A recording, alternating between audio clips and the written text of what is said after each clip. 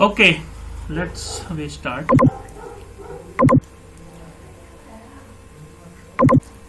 Are you able to see my screen right now?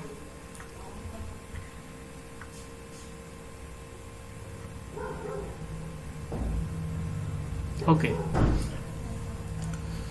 So I think it's the recording is started. It will be good. Okay. So we are talking about the first session, and in first session there is a first very important topic. It's procurement to pay. What is the overview of procurement process? First one is called procurement cycle. Second one is a stock transfer order. What is the procurement cycle? We need to talk about it on this. When a user department, and in my introductory class I already told you there is a different type of the department in a industry, and they use some raw material or maybe some consumable item used for their activity in the plant or maybe organization. Okay, so the procurement cycle will start from the requirement. Once the requirement generated, then the requirement goes to the purchase department, and purchase department will procure that material from the different vendor. They may be existing vendor, or maybe there is a new item and he need to find out some new vendor to procure that material. Okay. Second one is a stock transfer order.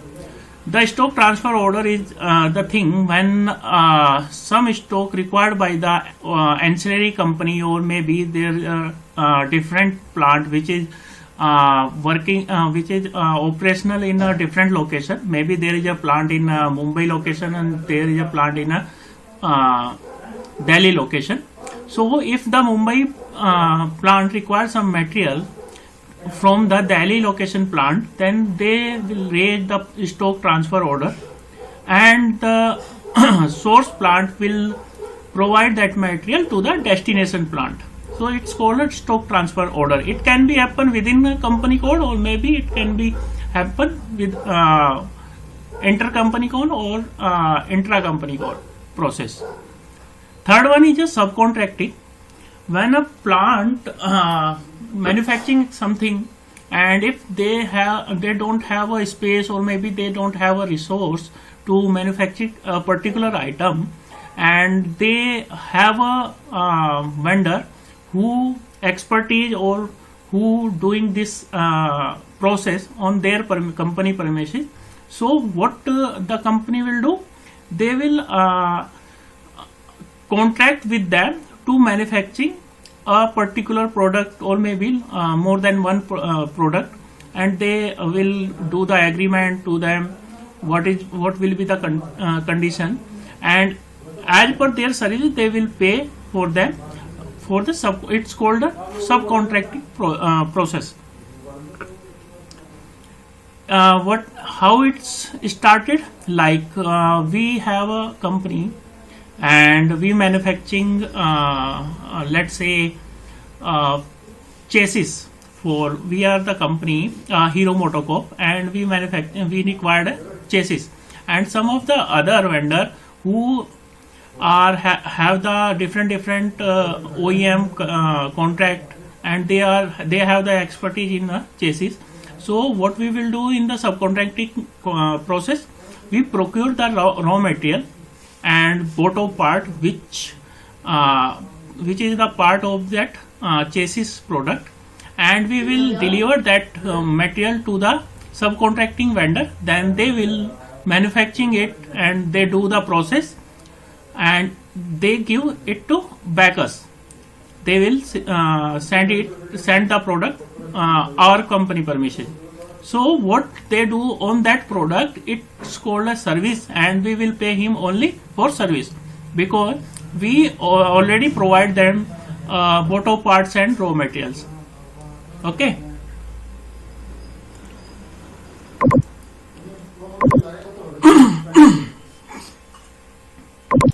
Next one is a next one is a organization level. There is a different type of organization level. Like we take the example of Hero MotoCorp, and they have a big giant company, and they have a lot of plant in all over India in different location. Then it's called a organization level. First level is a client. Client, what is the client? Client is a Hero MotoCorp. Then a company code. They have a different type of company code. Maybe they dealing in automobile ancillary, or they deal in construction. Maybe they deal in a different business vertical. So the business vertical will define in the SAP system as a company code, and they have a process plant. Then we call them a plant, where all the manufacturing activity done. Okay, and there is a different type of organization level. They have a purchase organization. It may be centralized or it may be decentralized. Next we will cover SAP navigation. What is the SAP navigation part? How can we use transaction? How can we find out the transaction? These are things we'll cover in SAP navigation. Then we will create a purchase order.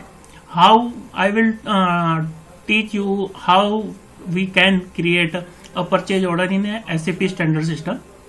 Then next process will be goods receipt. Once we create a purchase order in a system, then we will send it to the particular vendor. Then vendor will provide that material in our company process.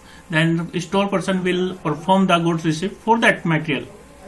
Next one and last is an invoice verification. What we will what we'll do in invoice verification? The invoice verification is a part after performing the goods receipt. Once we enter that invoice in our system, then the liability will be generated in our system for that vendor. What is the liability? Once we procure something from that any person or any vendor, we have to pay, and the terms and condition of payment will be decided in a purchase order at the time of purchase order creation. So procurement cycle, it's called a procure to pay. It starts from demand determination, then it goes to source determination. Once a demand will generated in the plant, like someone from the user department raise a purchase requisition for the particular material, then it will go to the purchase department, and they will decide a source to procure that material. Maybe it's a existing source, or maybe they need a new one for that procurement. Next one is supplier selection. Once source identified, they have to select that vendor or select that supplier to procure that material from the market. Next one, purchase order processing. Once they select the vendor, then they process the purchase order, and purchase order is a legal document. It covers all the terms and conditions which is agreed by the vendors and the procurement company who procure that material.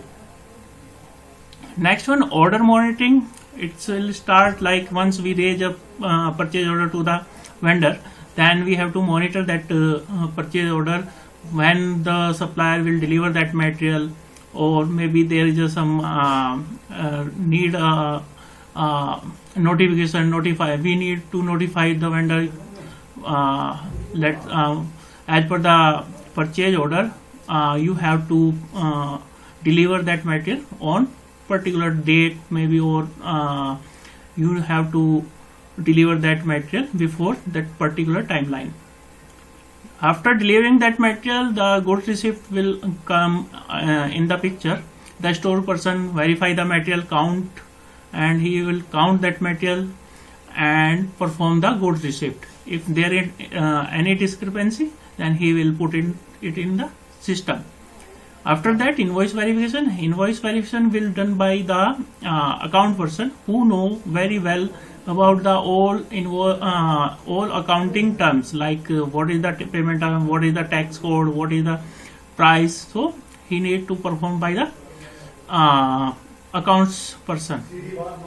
Once invoice verify in the system, once invoice enter in the system, then they will liable to pay for that material, and the payment will be processed in the system. It's called a procurement to pay process.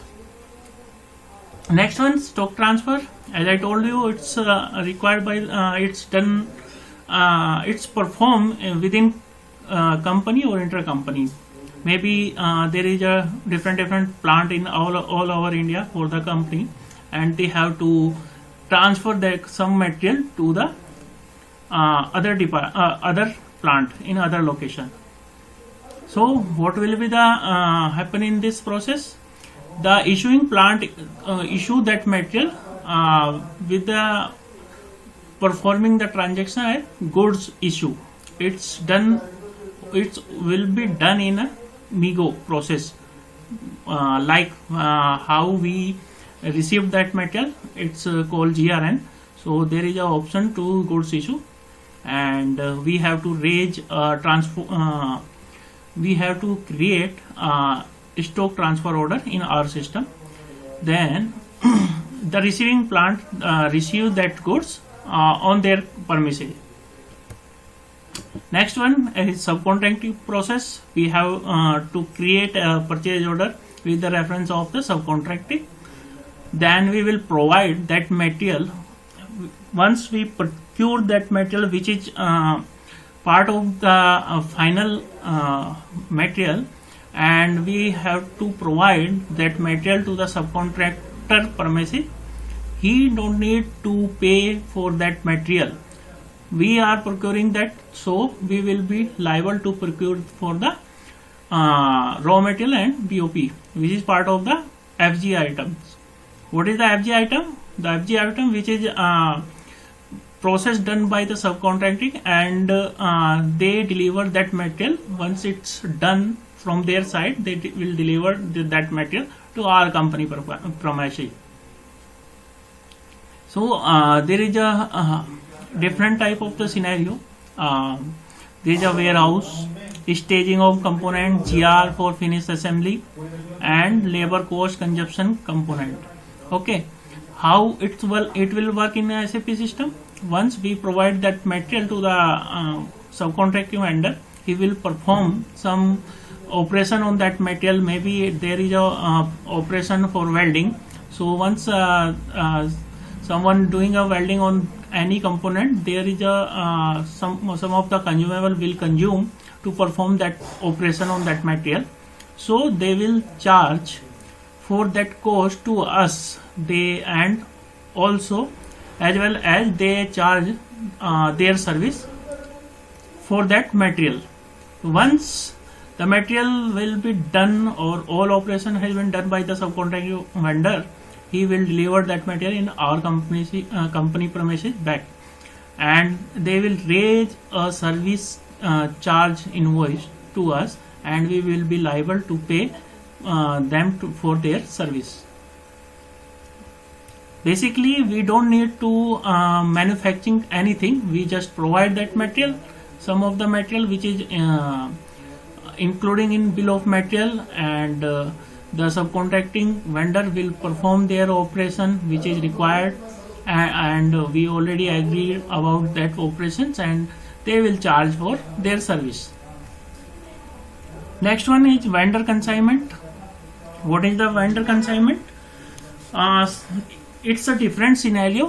When some of the vendor who have the bulk material, and he provide their material in our company premises, but they don't raise any invoice.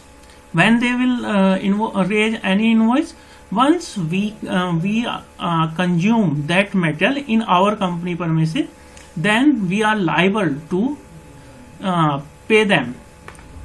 So I'll tell you briefly about this process. This is a different process. Suppose HMCL have a plant in a Delhi location, and there is a vendor in Mumbai location. So we required some material in maybe 100 piece on daily basis. So the vendor don't need to send that 100 material again and again. He just drop the material of maybe 5,000 quantity or 10,000 quantity in our premises, and once we consume that material, and once we consume some of that quantity of that material, then we will be liable to pay them. Okay, so when we use 100 quantity from the 5,000 quantity, then we will be we have to pay them for the 100 quantity only, not for 5,000 quantity. Okay, it's called a vendor consignment. So this is the diagram. Own company, here is the purchasing process. We have to maintain consignment info record, we have to maintain vendor material price, and we raise a purchase order with the consignment item, then receive purchase order for the consignment material by the consignment vendor. They will deliver that material without placing it in invoice. They will only deliver that material in our company premises, but they don't raise any invoice for that material. Okay, we perform goods receipt for consignment material and for consignment stock. Then when we withdraw that material, then liability will be created for that consignment vendor. Okay, once all the process done, then invoice verification will come in the picture, and the settlement of the consignment liability will be happen. Okay, the consignment vendor receive that credit memo about the quantity withdrawn. How much the quantity we will withdraw, then he will get the credit memo for that quantity. So this is the whole process of the consignment process. Now it's a organization level in a procurement process. Okay, as I told you, there is a client 001 and they have the company code 0001 and 0002, and the 0001 have the purchase organization 1000 and 0002 have the purchase organization 2000 and 3000, and 1000 purchase organization have the 3 plant. It's 0001, 0002 and 3. Okay, and they have the storage location 1001, 1002, 1003, and the company code 0002 have the 2 purchasing organization. It's called 2000 and 3000, and they have 1 plant 0004, and there is a 2 group of purchasing. It's called AB and 36. Okay, so one purchasing organization can be assigned at company code level, or maybe it can be assigned on plant level. So most of the scenario, purchasing organization will assign for the plant only in a practical scenario. So one purchasing organization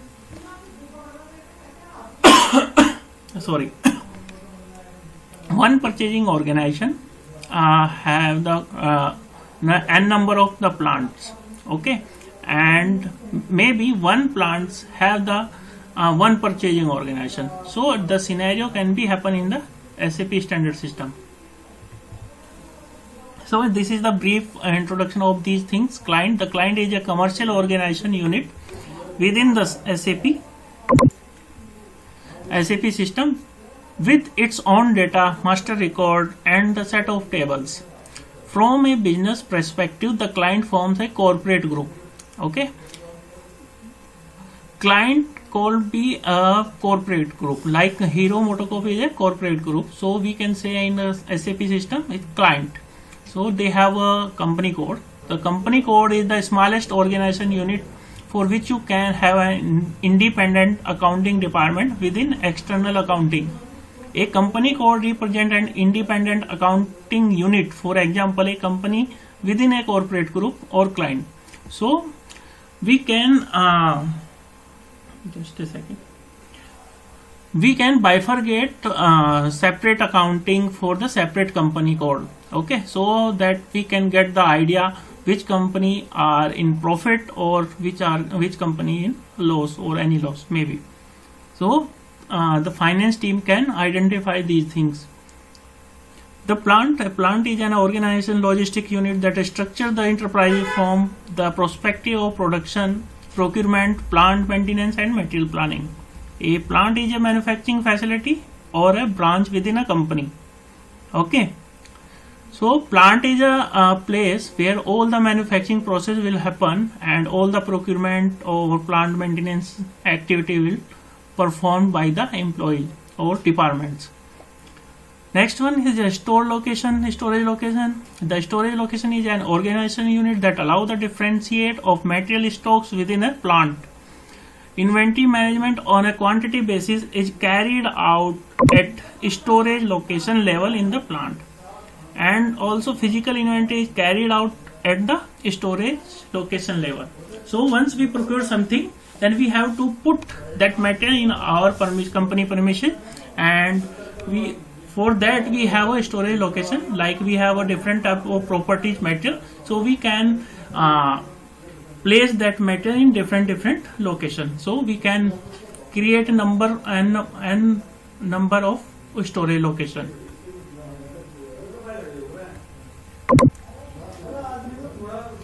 So purchasing organization is an organization level that negotiate condition of purchasing with vendor for one or more plant. It is legally responsible for completing purchasing contract. The purchasing organization is responsible for the company purchasing requirement. Purchasing organization can either be at company code level or it may be plant level. This means that you can determine whether purchasing is organized centrally or decentrally in your company. You can have a combination of both. Okay. Purchasing group. What is the purchasing group? The purchasing organization is further subdivided into purchasing group. Buyer groups, which are responsible for day-to-day buying activity, often used to identify individual buyers. Used for reporting.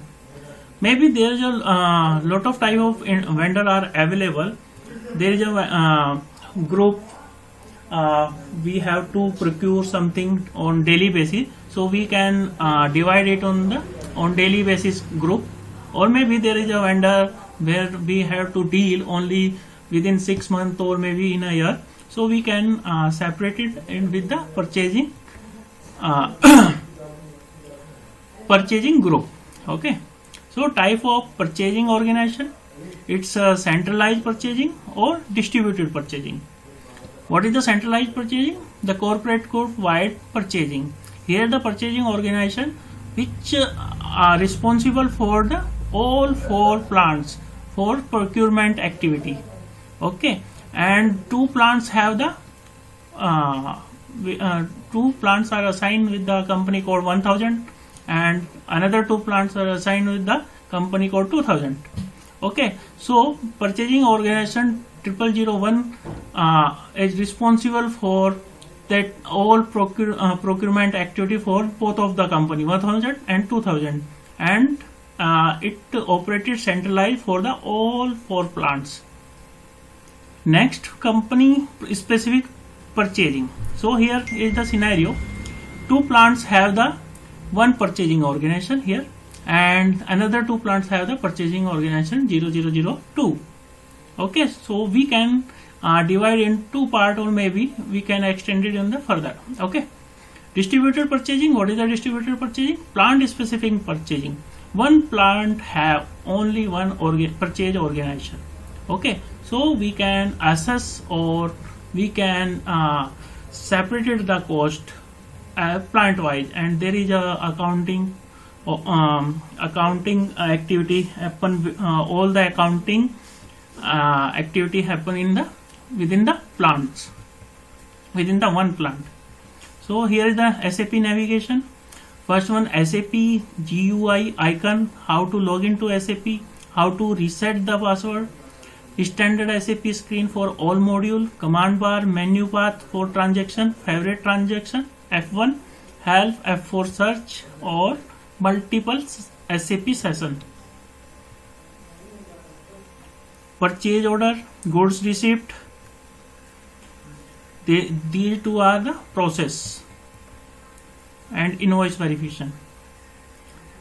So what is the SAP purchase order? With the reference, it can be created with the reference of purchasing requisition, it can be created with the reference of quotation contract, or maybe it can be created without reference.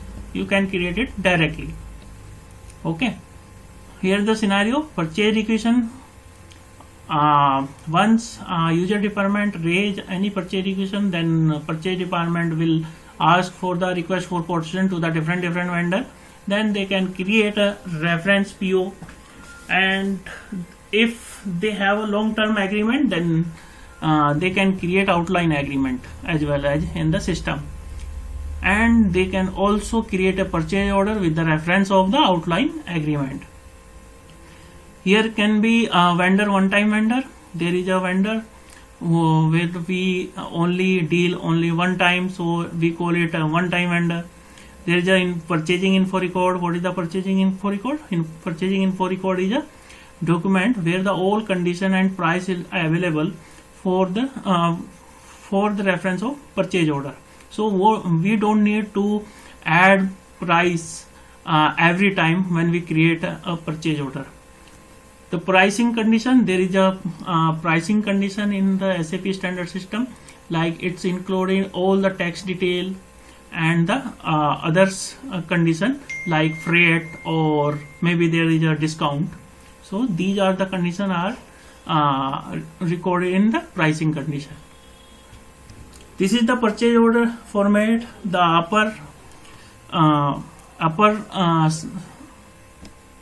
upper side called is header data. Here is the document number, payment condition, purchase order date, vendor, and currency. Next, in the middle screen, it's called a line item. So it's already identified as a 10, 20 or 30. It will come 10 interval every time. Here is a material information, material number, sort of the material sort text, order quantity, delivery date, PO price, etc. Purchase order, create, change, and display. So we can create a purchase order in SAP system, and we can change as per our requirement if there is requirement to change anything in a purchase order, and we can also display that thing. Okay, here is the icon on the SAP standard screen. Purchase order output, the T code is MN04. So we can determine the output for the purchase order. Once we create a purchase order, how can we send that purchase order to the concerned vendor? So there is a different type of the medium we can send the purchase order. We can print out, we can take it print out, and we can send it to the vendor manually, or we can directly mail that document to the vendor, or we can fax. There is a different output type which is provided by the SAP standard system. Okay, it's a good receipts. Once we raise any PO and the vendor will deliver that material, so it's the store person will perform the goods receipt. He will accept that material in our company premises, and it's called a GRN, and the T code is MIGO. So there is a purchase order, and the vendor, he delivers that material. The store person will perform the goods receipt, and he can take the printout of that document. It's optional. If required, then they can do it. If not required, then they ignore it. And after receiving that material will kept in their warehouse. there is a movement type for the at the time of good receipt. What is the meaning of movement type? There is a different type of movement type available in SAP standard system, which is determine that material, how that material will treat in a company premises.